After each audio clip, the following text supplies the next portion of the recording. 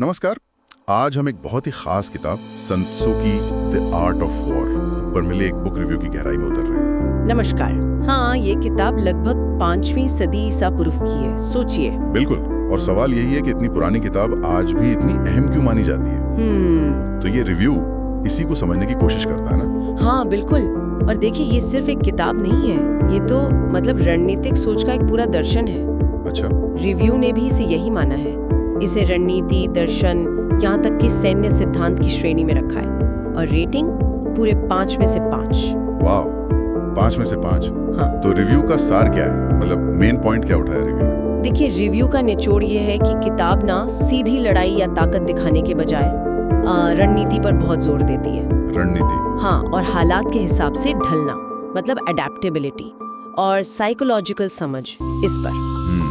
इसकी वो मशहूर लाइन भी तो है। कौन सी?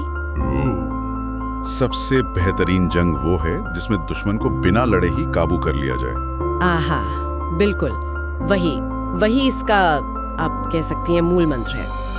कि सबसे अच्छी जीत वो है जो बिना किसी संघर्ष के मिले। कमाल है। और रिव्यू बताता है कि किताब 13 छोटे-छोटे अध्यायों में बटी है। छोटे अध्याय मतलब आसानी से पढ़े जा सकते हैं? हाँ, छोटे लेकिन बहुत गहरे। इनमें प्लानिंग से लेकर क्या कहते हैं, इलाके को समझना, लीडरशिप कैसी हो, यहाँ तक कि धोखे की रणनीति जैसे पहलू भी शामिल हैं। ये दिलचस्प है कि ये सिद्धांत सिर्फ जंग के मैदान तक ही सीमित नहीं है। नहीं, बिल्कुल नहीं।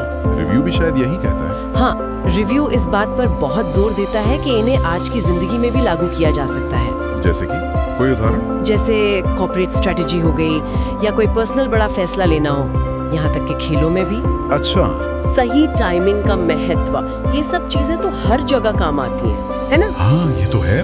जैसे ऑफिस में ही देख लीजिए, किसी मुश्किल सहकर्मी से सीधे भिड़ने के बजाय शायद उसकी बात समझना या उसे अपने पक्ष में लाना, ये भी तो एक तरह की रणनीति हुई। बिल्कुल सही कहा।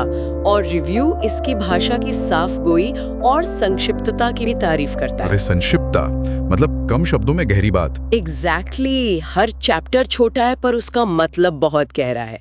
और यही खूबी से यूनिवर्सल बनाती है, हर दौर के लिए, हर किसी के लिए। साथ ही इसमें अनुशासन, जागरूकता और दूर की सोचने को बढ़ावा देने वाले, आप कह सकते हैं, दार्शनिक इशारे भी छिपे हैं। लेकिन आपने कहा गहरे मतलब है, तो क्या रिव्यू में कुछ कमियों का भी जिक्र है? मतलब क्या इसे समझना मुश्किल हो सकता है? हाँ, एक पॉइंट उठाया है रिव्यू ने। वो कहता है कि क्योंकि ये किताब थोड़ी रूपकात्मक है, मतलब सिंबॉलिक है और संक्षिप्त है। हाँ, तो कभी-कभी उसके गहरे अर्थ को पूरी तरह समझने के लिए थोड़ी व्याख्या या कॉन्टेक्स्ट की जरूरत पड़ सकती है। अच्छा, यानी डायरेक्ट नहीं है सब कुछ? हाँ, कुछ हद तक। खासकर जो उस जमाने के सांस्कृतिक या ऐतिहासिक संदर्भ है, वो आज के पढ़ने वाले को बिना किसी एक्सप्लेनेशन के थोड़े एब्स्ट्रैक्ट लग सकते हैं। ये बात तो है। समझने में थोड़ी मुश्किल हो सकती है। तो कुल मिलाकर अगर देखें, रिव्यू के हिसाब से द आर्ट ऑफ वॉर सिर्फ एक फौजी गाइड नहीं है। नहीं, बिल्कुल नहीं। बल्कि ये सोचने और रणनीति बनाने का एक टाइमलेस तरीका सिखाती है। सही कहा। ये एक तरह की गाइड है रणनीतिक सोच के लिए। रिव्यू के अनुसार चाहे कोई सीईओ हो, कोई स्टूडेंट हो, या बस अपनी रोजमर्रा की जिंदगी की मुश्किलों से जूझ रहा कोई भी इंसान, हाँ, ये सदियों पुरानी किताब सलाह देती है कि बिना लड़े कैसे जीतें, समझदारी से लीड कैसे करें, और हमेशा मतलब कई कदम आगे का कैसे सोचें। बिल्कुल। और जाते जाते एक सवाल शायद हम अपने सुनने वालों के लिए छोड़ सकते हैं। हाँ जरूर। कि आज की इस पूरी बातचीत से सन त्सू का ऐसा कौन सा एक सिद्धांत है, सिर्फ एक, जिसे आज ही अपने किसी छोटे या शायद बड़े फैसले में लागू करने की कोशिश की जा सकती है। ये वाकई सोचने वाली बात है। इस पर विचार करना दिलचस्प होगा।